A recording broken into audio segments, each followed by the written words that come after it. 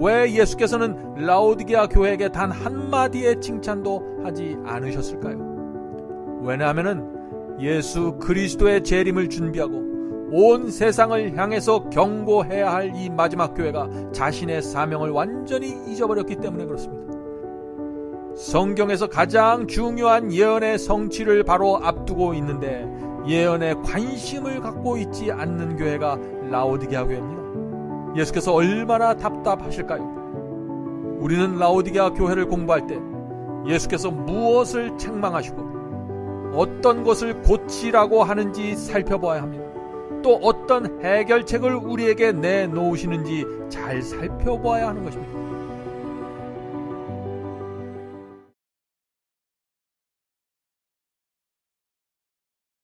안녕하십니까? 마지막 사명 바이블 칼리지의 강사 앤드류 강입니다. 요한계시록의 전체 시리즈는 마지막 사명 웹사이트에 바이블 칼리지에 잘 준비되어 있습니다. 적그리스도와 짐승의 표, 마지막 환란과 7재앙, 그리고 기독교 역사에 대한 전반적이고 정확한 말씀이 준비되어 있습니다. 성도 여러분, 이번 기회에 꼭 저희 사이트에 오셔서 전체 강의를 들어보시기를 제가 부탁드립니다.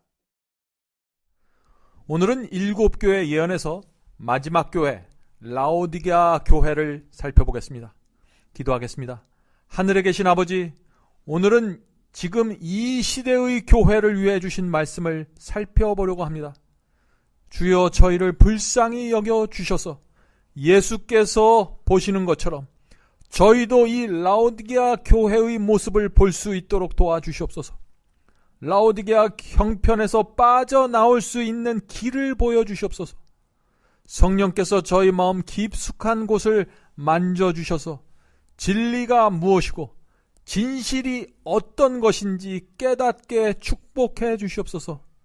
예수 그리스도의 이름으로 간절히 기도드립니다. 아멘. 7교회 예언은 릴레이 경주와 같습니다.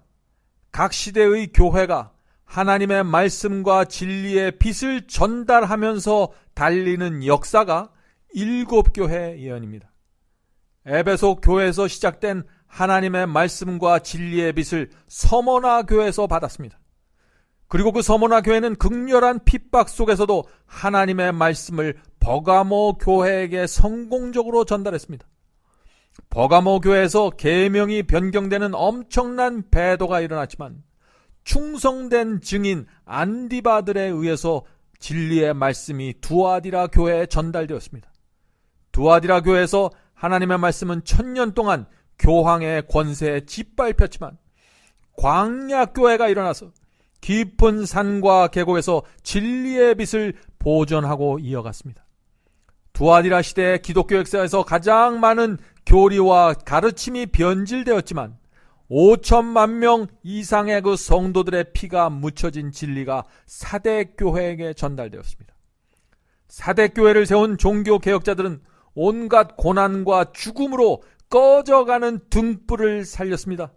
그러나 그들의 후예들은 교파와 교단주의에 빠져서 길을 잃어버리고 말았습니다. 서로 정통이라고 주장하면서 더 밝은 빛으로 나가지 못하게 된 것입니다.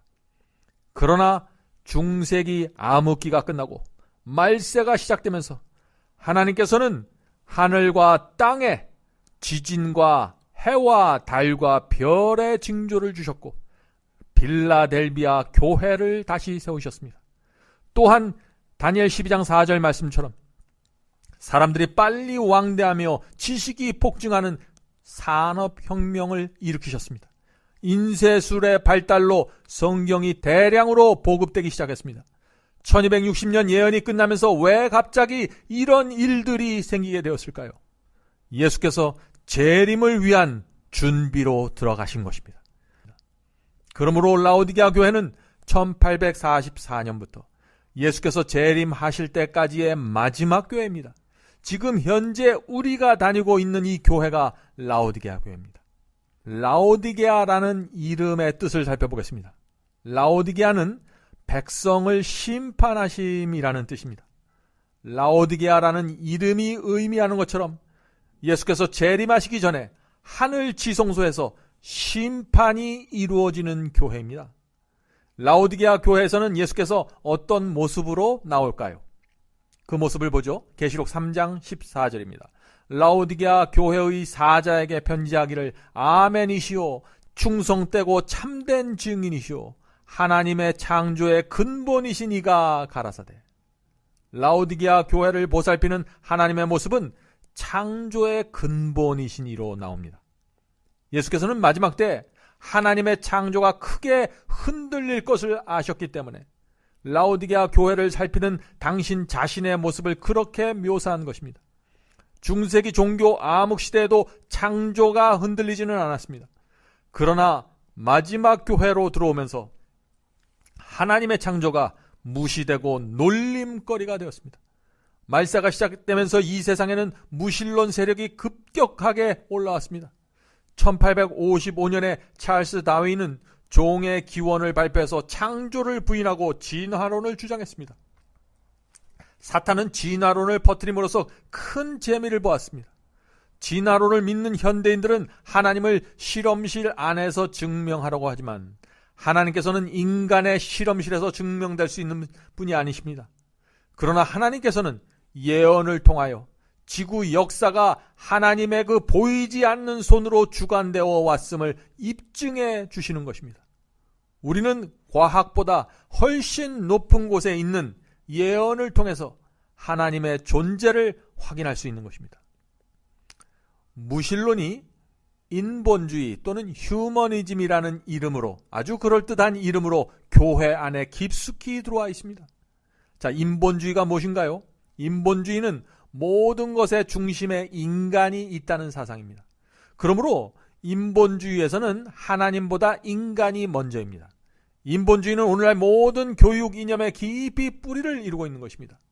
오늘날 청소년들이 이토록 비종교적이고 하나님에 대한 관심이 없는 이유가 바로 그들이 받은 교육 때문에 그런 것입니다. 기독교 예배에도 인본주의가 깊이 들어와 있습니다. 예배의 중심이 하나님이 아니라 사람이 되었습니다. 그래서 하나님께서 원하시는 예배가 아니라 사람이 원하는 예배를 드리게 되었습니다. 하나님께서 원하시는 음악이 아니라 사람이 원하는 음악으로 예배드리고 있습니다. 하나님께서 원하는 말씀이 아니라 사람이 원하는 말씀으로 예배드리는 것입니다. 조명을 바꾸고 전자 기타와 드럼을 치면서 술집과 댄스클럽에서 사용하는 음악의 가사만 기독교적으로 바꿔서 찬양하고 있는 것이죠. 너희는 이 세대를 본받지 말라는 바울의 경고에 신경을 쓰는 사람들이 거의 없어져 버렸습니다. 라오디게아 교회는 바로 이런 상황에서 짐승의 표 환란 속으로 들어가게 될 것입니다. 그것이 하나님의 예언이 말하고 있는 것입니다. 참으로 두려운 사실은 라오디게아 교회에 대한 예수님의 칭찬이 단 한마디도 없다는 것입니다. 사랑하는 성도 여러분, 이 사실을 주목해 보아야 합니다. 왜 예수께서는 라오디게아 교회에게 단 한마디의 칭찬도 하지 않으셨을까요? 왜냐하면 예수 그리스도의 재림을 준비하고 온 세상을 향해서 경고해야 할 이 마지막 교회가 자신의 사명을 완전히 잊어버렸기 때문에 그렇습니다. 가장 긴박한 순간에 깊은 잠에 취해 있는 것입니다. 성경에서 가장 중요한 예언의 성취를 바로 앞두고 있는데 예언에 관심을 갖고 있지 않는 교회가 라오디게아 교회입니다. 예수께서 얼마나 답답하실까요? 우리는 라오디게아 교회를 공부할 때 예수께서 무엇을 책망하시고 어떤 것을 고치라고 하는지 살펴봐야 합니다. 또 어떤 해결책을 우리에게 내놓으시는지 잘 살펴봐야 하는 것입니다. 또한 예수께서 라오디게아 교회를 위해서 보내신 종들은 어떤 복음을 가르치고 무엇을 강조하는지 알아야 하는 것입니다. 예수께서 라오디게아 교회의 질병을 치료하기 전에 먼저 그 문제들을 통렬하게 지적하고 책망하십니다. 예수님의 책망을 좀 들어보시기 바랍니다. 계시록 3장 15절 16절입니다. 내가 예수님이 네 행위를 아노니 내가 차지도 아니하고 더없지도 아니하도다. 내가 차든지 더없든지 하기를 원하노라. 내가 이같이 미지근하여 더없지도 아니하고 차지도 아니하니 내 입에서 너를 토하여 내치리라. 이것이 바로 지금 저와 여러분이 다니는 교회의 모습이라고 예수께서 말씀하시는 것입니다. 7교회 가운데 어떤 교회도 이런 책망을 받았던 교회는 없습니다. 예수께서는 이 시대의 교회를 보면서 너무나 역겨워서 토에 내치겠다고 말씀하고 계시는 것입니다. 차라리 차가워져서 하나님을 부인하고 교회 밖으로 나가버리면 성령께서 그들의 양심에 괴로움을 주고 가책을 줄 수도 있을 텐데, 이것은 그게 아닙니다. 중간에 서서 이것도 아니고 저것도 아닌 상태로 살아가는 것입니다. 덥지도 않고 차지도 않는 상태로 교회를 다니는 것입니다. 바로 그런 상태로 살기 때문에 성령께서 양심을 통해서 말씀하시고 호소하시기 어렵게 된 것입니다. 이것이 바로 예수께서 안타까워하시는 이유이죠. 예수께서는 왜 토해 내칠 것이라고 했을까요? 그것은 하나님의 말씀이 무엇을 요구하는지 알면서 순종하지 않고, 또 죄가 무엇인지 알면서 포기하지 않고 붙잡고 있기 때문입니다. 그런 태도 때문에 성령께서 라오디게아 교인들의 마음을 전적으로 감동시킬 수가 없는 것입니다. 세속과 거룩함의 중간에 서서 양쪽을 모두 붙잡고 있는 그런 태도 때문에 예수께서 주고자 하는 그 구원의 경험이 이루어지지 않고 있는 것입니다. 그래서 예수께서 라오디게아 교인들에게 차든지 덥든지 둘 중 하나를 선택하라고 호소하시는 것입니다. 사랑하는 성도 여러분, 라오디게아 교회의 중심에는 군중심리가 있습니다. 자, 군중심리가 무엇일까요? 내가 왜 이 길을 가야 하고, 내가 왜 이런 복음을 믿어야 하며, 내가 왜 이 교회를 다녀야 하는지에 대한 분명한 이유와 판단이 없습니다. 그저 사람들을 따라서 움직이는 것입니다. 사람들이 서면 나도 서고, 사람들이 앉으면 나도 앉는 것입니다. 그러나 사도 바울은 현대인들의 이런 군중 심리를 깨트리는 말씀을 우리에게 주셨습니다. 그 말씀이 갈라디아 1장 10절이죠. 갈라디아 1장 10절. 이제 내가 사람들에게 좋게 하랴, 하나님께 좋게 하랴, 사람들에게 기쁨을 구하랴. 내가 지금까지 사람의 기쁨을 구하는 것이었다면 그리스도의 종이 아니니라. 바울은 분명히 얘기합니다.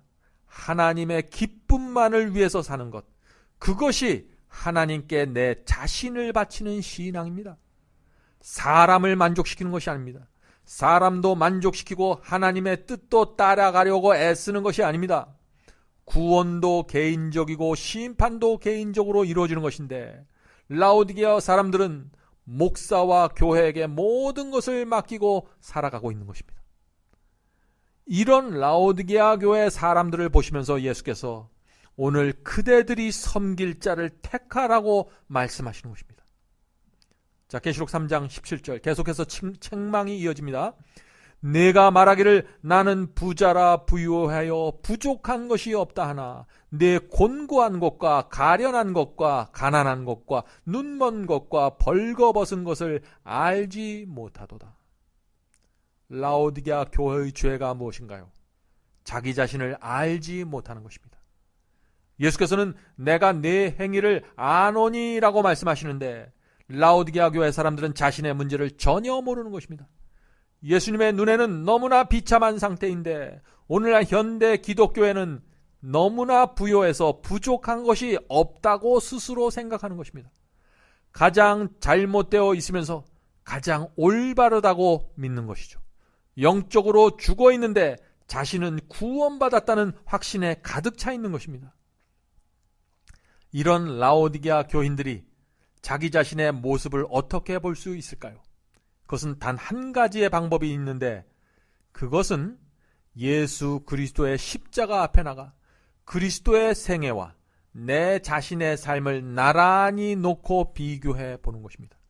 그렇게 하면은 내 자신이 얼마나 이기적이고 얼마나 나와 내 가족만 생각하면서 살아가고 있는지 그 욕심과 정욕이 보이게 되는 것입니다.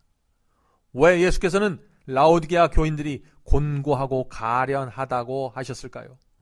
왜냐하면 라오디게아 교인들은 교회에 다니고 성경을 읽고 기도하고 방언을 하지만 다른 한쪽에서는 마음속에 비밀스러운 우상을 품고 살기 때문에 그렇습니다.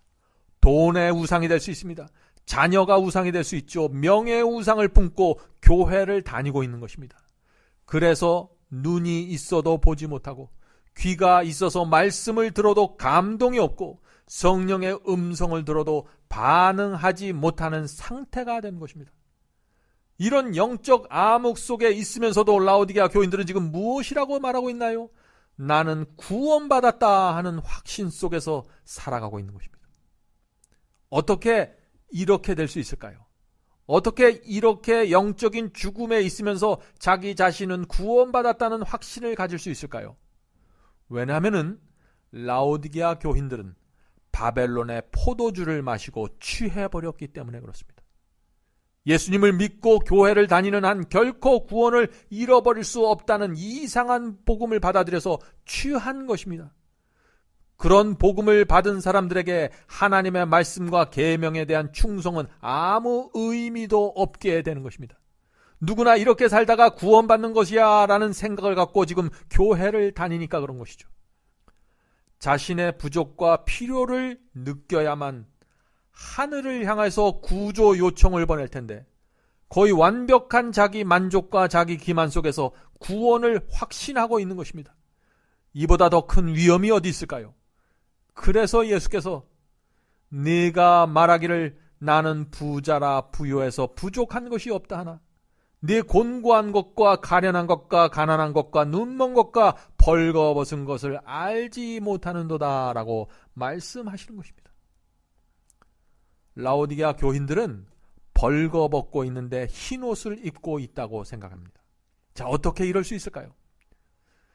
주변 사람들이 다 벌거벗고 있기 때문에 나도 벌거벗고 있다는 사실을 느끼지 못하는 것입니다. 주변 사람들이 다 눈멀어 있기 때문에 내가 그 속에서 눈멀어 있다고 생각하지 못하게 되는 것입니다. 그래서 옷을 입고 있고 눈을 뜨고 있는 사람들이 오히려 비정상으로 취급받는 교회가 라오디게아 교회입니다. 여러분들 이런 교회의 모습이 지금 느껴지십니까? 라오디게아 교회 사람들은 왜 이렇게 완벽한 기만 속에 있을까요? 왜 여기서 빠져나오지 못할까요? 이 질문에 대한 답을 우리는 아모스서에서 찾아볼 수 있습니다. 아모스는 마지막 시대에 말씀의 기근이 올 것이라고 예언하고 있습니다. 아모스서 8장 11절 12절 말씀입니다. 주 여호와께서 가라사대 보라 날이 이를지라 내가 기근을 땅에 보내리니 양식이 없어 주림이 아니요 물이 없어 가람이 아니요 여호와의 말씀을 듣지 못한 기갈이라. 이 사람이 이 바다에서 저 바다까지 북에서 동까지 비틀거리며 여호와의 말씀을 구하려고 달려왕래하되 얻지 못하리니. 마지막 시대에 말씀의 기근이 옵니다. 여호와의 말씀을 들으려고 해도 듣지 못하는 기근이 온다고 했습니다. 왜 말씀의 기근이 올까요? 하나님의 말씀을 곧바르게 전하는 종들의 숫자가 너무나 적기 때문에 그렇습니다. 집집마다 성경이 있고 동네마다 교회가 세워져 있고 주말마다 수많은 설교들이 쏟아져 나오는데 진리를 분명하게 전하는 종들의 숫자가 너무나 적기 때문에 말씀의 기근이 생기는 것입니다. 매 주말마다 교회 가서 예배드리고 기도하면서 설교를 듣지만 죄인의 마음에 회개와 생명을 주는 여호와의 말씀은 너무나 듣기 어려운 시대가 라오디게아 교회 시대입니다. 그래서 아모스 선지자는 말세에 영적으로 갈급한 사람들이 이 바다에서 저 바다까지 북에서 동까지 비틀거리면서 여호와의 말씀을 구하려고 달려왕래하여도 말씀을 구하지 못할 것이라고 예언했던 것입니다. 그러므로 라오디게아 교회 시대에는 열심을 내서 여호와 하나님의 말씀을 본인 스스로가 찾아야 하는 것입니다. 간절한 마음으로 여호와의 말씀을 찾지 못하면 얻지 못하는 교회가 바로 마지막 시대의 교회입니다. 라오디게아 교회는 어둠의 세력이 교회를 지배하고 있습니다. 이 라오디게아 교회에게 보내는 예수님의 말씀을 보세요. 얼마나 어둡고 침침한지. 어둠의 세력이 지배를 한 것입니다. 예수께서는 당신의 종들을 보내서 잠자고 있는 라오디게아 교회를 깨우시는데 교회 안에 있는 어둠의 세력은 예수께서 보내신 종들을 핍박하고 말씀을 거절하게 양들을 이끌어가는 것입니다. 사랑하는 성도 여러분, 그렇다고 실망할 필요 없습니다. 왜냐하면 라오디게아 교회에도 희망이 있기 때문에 그렇습니다. 예수께서는 라오디게아 교회를 향하여 3가지 치료제와 처방을 주셨습니다. 바로 여기에 예수께서 라오디게아 교회를 위해 보내신 그 종들을 구별하는 방법이 있는 것입니다. 이 시대에 예수께서 보내신 종들을 구별하는 방법은 무엇일까요? 아주 단순합니다.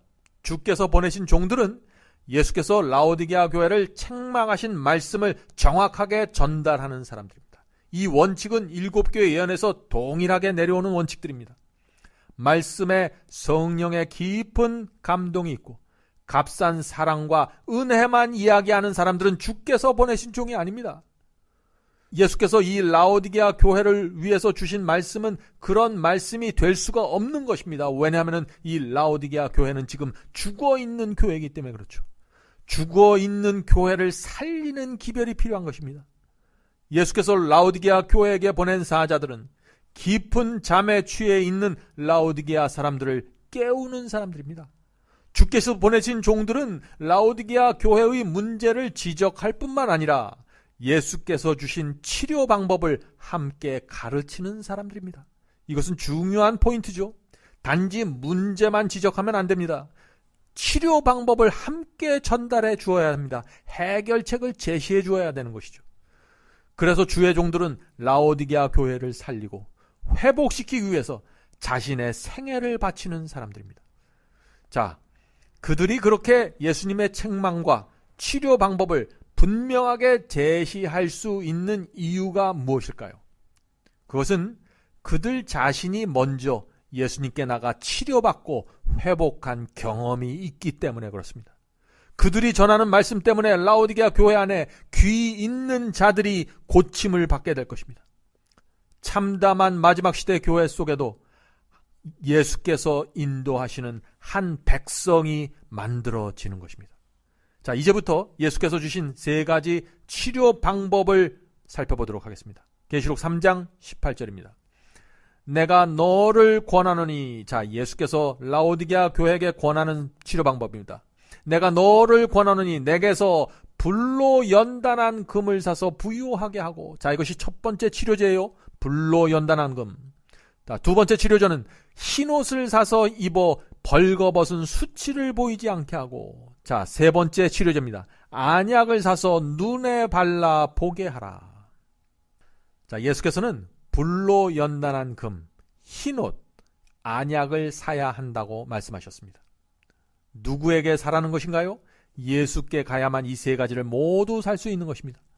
예수께서는 마치 값진 보화를 등에 짊어지고 집집마다 다니면서 물건을 사라고 호소하는 상인처럼 라오디게아 교회의 각 개인들을 찾아다니면서 예수님의 처방을 사라고 호소하고 계신 것입니다. 사랑하는 성도 여러분, 각 시대마다 그 시대의 교회에게 준 예수님의 그 기별을 받아들인 사람들이 구원받았던 것처럼 라오디게아 교인들도 지금 이 예수께서 주시는 이 3가지 처방을 받아들이는 태도에 따라서 영원한 운명이 결정될 것입니다. 그러므로 우리는 예수께서 주시는 이 3가지 처방을 반드시 받아들여야 되고 이것이 무엇인지 알아야 되는 것입니다. 자, 첫 번째 처방은 무엇이었죠? 불로 연단한 금을 사는 것입니다. 계시록 3장 18절에 그랬죠. 내가 너를 권하노니 내게서 불로 연단한 금을 사서 부유하게 하고, 자, 금을 사야 하는데 그냥 금이 아니라 불로 연단한 금을 사라고 했습니다. 자, 불로 연단한 금이 무엇인가요? 불로 연단한 금은 시험과 고난을 통해서 단련을 받아 순결해진 믿음을 뜻하는 것입니다. 자, 베드로전서 1장 7절 말씀 보겠습니다. 너의 믿음의 시련이 불로 연단하여도 없어질 금보다 더 귀하여. 자, 믿음의 시련이 불로 연단되는 것이죠. 자, 욥기 23장 10절입니다. 그가 나를 단련하신 후에 내가 정금같이 나오리라.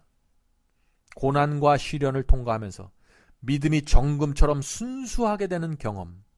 이 경험은 말씀에 충성하는 사람들만 가질 수 있는 경험입니다. 말씀과 상관없이 내 멋대로 살아가는 사람들은 전혀 이해할 수 없는 경험입니다. 다니엘의 세 친구들 보죠. 다니엘의 세 친구들은 두라 평지에 세워진 우상에게 경배하라는 그 바벨론 왕의 명령을 받았습니다. 그 명령을 그들이 거절했습니다. 왜 거절했을까요?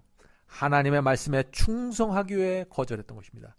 그러자 즉시 그들의 믿음이 풀무불의 고난을 당하게 된 것입니다. 그러나 그들은 풀무불 속에서도 예수님과 함께 거니는 놀라운 경험을 했죠. 이 세 친구들은 풀무불 시련을 통과하면서 그리스도를 그 안에서 만났습니다. 그들의 믿음은 더욱 굳건해졌습니다. 그런 경험은 풀무불 속에서만 배울 수 있는 경험입니다.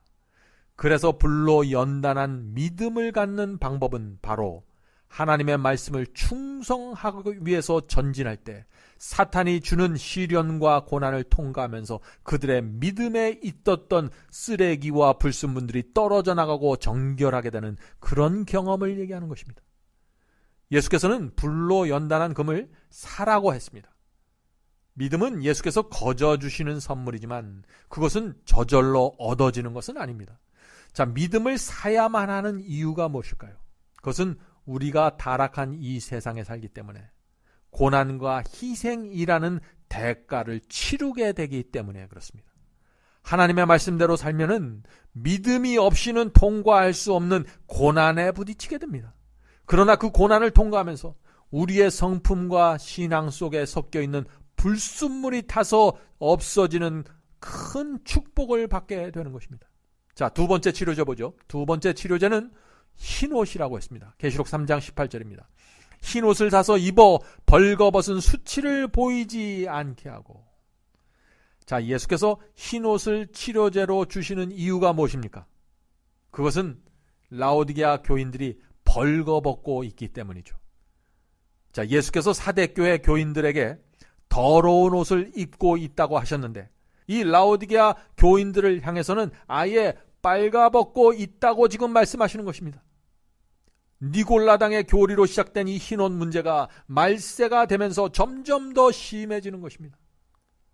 사랑하는 성도 여러분, 흰옷을 입지 않으면요 아주 참담한 형편 가운데 들어갑니다. 그것을 예수께서 이렇게 말씀하셨어요. 마태복음 7장 21절 22절입니다.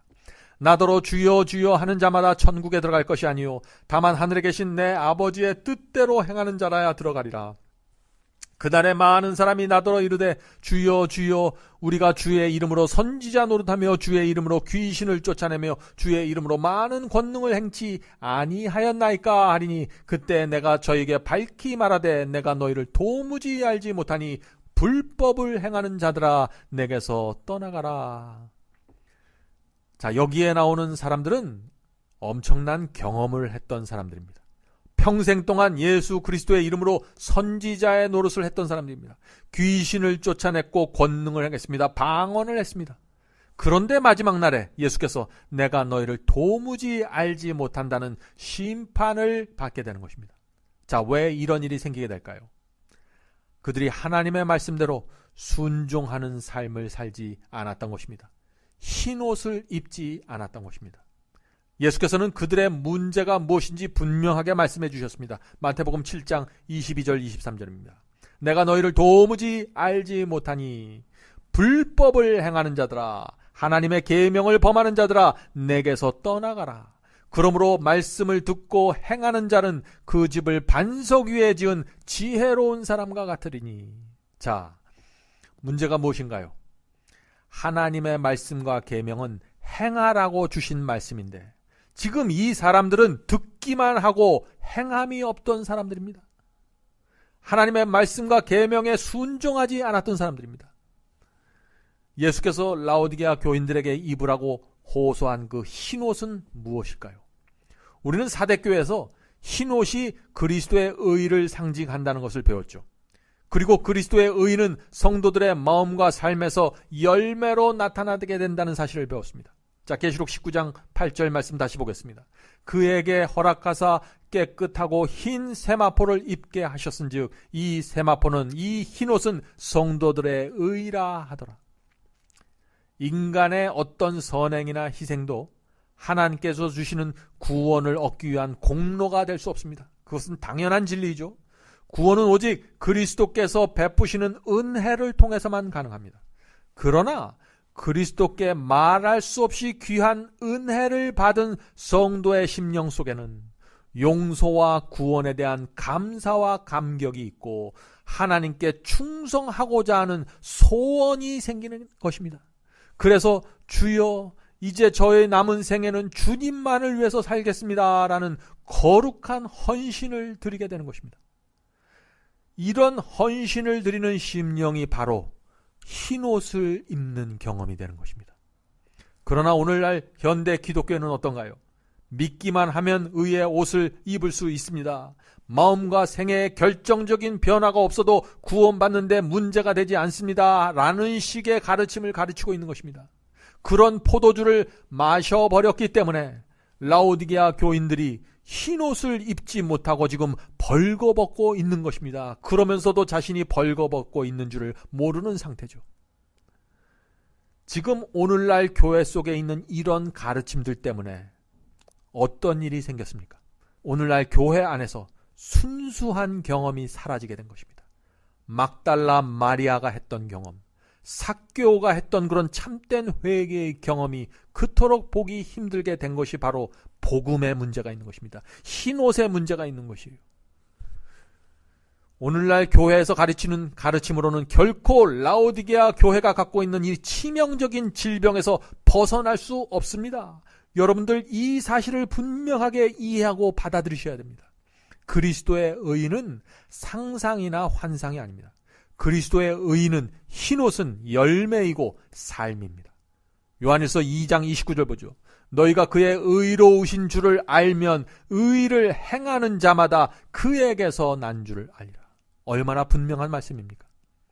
자, 그렇다면 우리가 어떻게 하면 그리스도의 의, 즉 흰옷을 입을 수 있을까요? 첫 번째 단계는 십자가로 가는 것입니다. 십자가 아래 나가 내 자신의 삶과 그리스도의 생애를 나란히 비교해 보는 것입니다. 예수께서 살아간 모습과 내가 지금 살아가고 있는 모습을 나란히 놓고 비교해 보는 것입니다. 그렇게 해야만 내가 지금 어떤 상태에 있는지 알 수 있습니다. 내가 내 이웃과 내 가족, 내 교우와 나를 비교하면은 우리는 자기 기만에 빠집니다. 그리스도인은 간절한 심령으로 자신의 온 마음과 생애를 그리스도께 드려야 하는 것입니다. 자, 우리가 십자가에 가면은 내 자신이 허물과 죄로 죽었다는 사실을 알게 됩니다.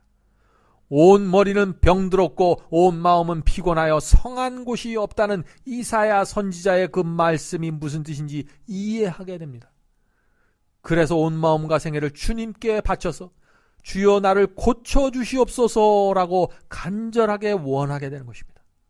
우리가 이런 심령으로 주 앞에 나가면은 성령께서 우리 안에 그리스도 예수의 마음을 넣어주시는데 그것이 바로 거듭남의 경험입니다. 빌립보서 2장 4절 또 5절입니다. 너희 안에 이 마음을 품으라. 곧 그리스도 예수의 마음이니. 우리가 성령의 역사를 통해서 예수의 마음을 품게 되면 가련하고 눈멀었고 벌거벗은 영적인 질병이 치료되고 그때부터 우리 안에 있는 예수께서 기뻐하시는 그 뜻대로 우리가 살아갈 수 있게 되는 것입니다. 그래서 빌립보서 2장 13절의 말씀이 의미가 우리가 이해하게 되는 것이죠. 너희 안에 행하시는 이는 하나님이시니 자기의 기쁘신 뜻을 위하여 너희로 소원을 두고 행하게 하시나니. 하나님께서 기뻐하시는 그 뜻, 그것이 내 소원이 돼서 나로부터 열매가 맺혀지고 행함이 이루어지게 된다는 것이죠. 참된 중생을 경험한 그리스도인의 마음은 예수님의 마음과 하나가 되고 예수님의 소원이 내 소원이 되고 예수님의 뜻이 내 뜻이 되기 때문에 그리스도와 동행하는 삶을 살게 되는 것입니다. 동행하려면 두 사람의 마음이 같고 두 사람의 뜻이 같아야 하기 때문에 그렇습니다. 이것이 흰옷을 입은 그리스도인의 생애입니다. 우리의 노력과 의지로는 이런 경험 속으로 들어갈 수 없습니다. 그래서 사도 바울은 우리의 유일한 소망은 그리스도께서 우리 안에 계시는 것이라고 했던 것입니다. 골로새서 1장 27절이죠. 하나님이 그들로 하여금 이 비밀의 영광이 이방인 가운데 어떻게 풍성한 것을 알게 하려 하심이라. 이 비밀은 너희 안에 계신 그리스도시니 곧 영광의 소망이니라. 자, 예수께서 주신 세 번째 치료제 보겠습니다. 세 번째 치료제는 안약입니다. 계시록 3장 18절. 안약을 사서 눈에 발라 보게 하라. 안약은 성령께서 우리의 양심을 예민하게 하고 영적 눈을 열어주시는 역사를 뜻합니다. 요한복음 16장 13절에 이 말씀이 있습니다. 진리의 성령이 오시면 그가 너희를 모든 진리 가운데로 인도하시리라. 진리를 통해서 우리의 눈이 떠지는 것입니다. 영적으로 소경된 것을 고치고 하나님의 역사와 사탄의 기만을 구별하려면 진리를 분명하게 알아야 합니다. 그래야 하면 성령께서 영적인 분별력을 밝게 해주실 수 있기 때문이죠. 특별히 이 마지막 시대는 사탄이 택한 자까지 미혹하기 위해서 교회 안을 돌아다니고 있기 때문에 성령께서 진리를 통해서 우리 눈을 뜨게 해주시지 않으면 소망이 없는 것입니다. 사랑하는 성도 여러분, 성령이 너무나 필요한 것입니다. 영적인 분별력이 필요합니다. 그러기 위해서는 하나님의 진리와 예언을 분명하게 이해해야만 하는 것입니다. 자, 계시록 3장 19절 20절입니다. 물은 내가 예수님이 사랑하는 자를 책망하여 징계하노니 그러므로 내가 열심을 내라 회개하라. 볼지어다 내가 문 밖에 서서 두드리노니 누구든지 내 음성을 듣고 문을 열면 내가 그에게로 들어가 그로 더불어 먹고 그는 나로 더불어 먹으리라. 지금 예수께서는 우리에게 회개하라고 호소하고 계십니다. 이 호소를 받아들이는 성도들이 마지막 교회에서 이기는 자들이 될 것입니다. 예수님의 가장 큰 안타까움은 예수께서 라오디게아 교인들의 마음 안에 계시지 않다는 것입니다. 지금 이 말씀에서 보면 예수께서는 마음문 밖에 서 계시는 것입니다. 문 밖에서 문을 두드리는 모습으로 나오는 것입니다. 그러므로 이제라도 예수께서 마음의 문을 두드리는 소리에 우리가 귀를 기울여야 하는 것입니다. 아무리 예수께서 문을 두드리신다고 할지라도 내가 고집을 부리고 마음의 문을 열어드리지 않으면 예수께서 결코 내 안에 들어오실 수 없는 것입니다. 예수께서 내 마음에 들어오셔야 예수님과 함께 먹고 마시면서 교제를 나눌 수 있는데 지금 문 밖에 서 계시기 때문에 우리가 그 경험 속으로 들어가지 못한다고 지금 말씀하시는 것입니다. 라오디게아 교회에서 예수님의 위치는 문 밖입니다. 그래서 예수께서는 라오디게아 교인들 각 개인을 찾아오셔서 마음의 문을 두드리시겠다고 약속해 주시는 것입니다. 사랑하는 성도 여러분, 바로 여기에 우리의 희망이 있습니다. 그러므로 예수께서 마음의 문을 두드리실 때 조심하셔야 하는 것입니다. 왜냐하면 그때 우리의 운명이 결정되기 때문에 그렇습니다. 예수님께 문을 열어드리는 사람이 있을 것입니다. 그러나 문을 열어드리지 않는 사람들이 있을 것입니다. 선택은 각자가 하는 것이니까요. 그런데 예수께서는 마음의 문을 어떻게 두드리실까요? 자, 이 질문을 잘 이해해야 됩니다. 어떤 때는 새로운 진리와 빛을 주면서 두드리십니다. 문을 열어달라고. 어떤 때는 죄를 지적하면서 두드리시고 어떤 때는 양심의 가책으로 두드리십니다. 어떤 때는 고난과 아픔을 통해서 두드리십니다. 이번에 하는 7교회 예언을 통해서도 예수께서 우리의 마음의 문을 두드리고 계시는 것입니다. 예수님의 책망과 호소를 받아들이는 분들은 특별한 경험으로 들어가게 될 것입니다. 예수께서 그런 분들의 발걸음과 경험을 앞으로 인도해 주실 것입니다. 불로 연단한 믿음을 주실 것이고 흰 옷을 입혀 주실 것이고 눈에 안약을 발라서 영적인 세계를 보게 되실 것입니다. 마지막 시대를 위한 하나님의 종으로서 부족함이 없는 경험을 퍼부어 주실 것입니다. 이제 예수께서 마지막 교회에게 주시는 말씀을 보겠습니다. 계시록 3장 21절 22절입니다. 이기는 그에게는 내가 예수께서 내 보좌와 함께 앉게 하여 주기를 내가 이기고 아버지 보좌에 함께 앉은 것과 같이 하리라. 귀 있는 자는 성령이 교회에게 하시는 말씀을 들을지어다. 마지막 라오디게아 교회에서도 오직 이기는 자들에게만 구원의 특권이 주어진다고 했습니다. 예수께서 라오디게아 교회에게 주신 3가지 처방으로 치료를 받으면 이기는 경험을 하게 된다는 것입니다. 사랑하는 성도 여러분, 7교회 예언은 흰옷에 대한 전쟁이라고 제가 말씀드렸습니다. 7교회 예언은 교회의 역사이고 믿음으로 말미암는 의의 역사입니다. 그러나 인간이 쓴 교회사 책이나 신학 서적에서는 진실이 무엇인지 발견하기가 정말로 어렵습니다. 왜냐하면 각 교회가 자기 나름대로 말하고 있기 때문이죠. 천주교회는 천주교회대로, 개신교회는 개신교회대로 저마다 자신들의 입장에서 교회의 역사를 쓰고 신학을 정리하기 때문에 그렇습니다. 그러나 우리가 배운 이 7교회 예언은 교파에 대한 얘기가 아닙니다. 하나님께서는 7교회 예언을 통해서 구교와 신교 모두를 공격하고 있는 사탄의 미혹을 기록해서 보여주신 것입니다. 7교회 예언은 성도들을 보호하고 구원하기 위한 하나님의 사랑입니다. 그러므로 7교회 예언은 이 세상 어떤 교회도 말하지 않고 말할 수 없는 진실을 말하고 있는 것입니다.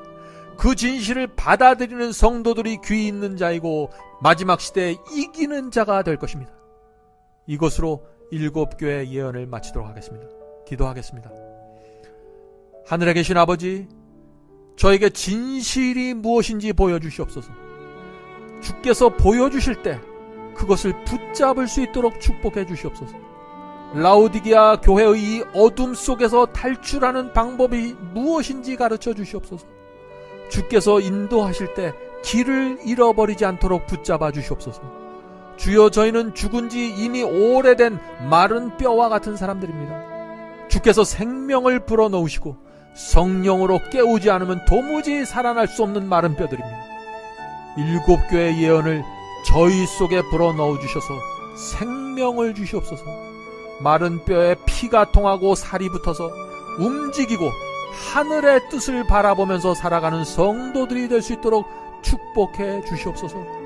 예수 그리스도의 이름으로 간절히 기도드립니다. 아멘. 성도 여러분 모두를 바이블 칼리지에 초청합니다.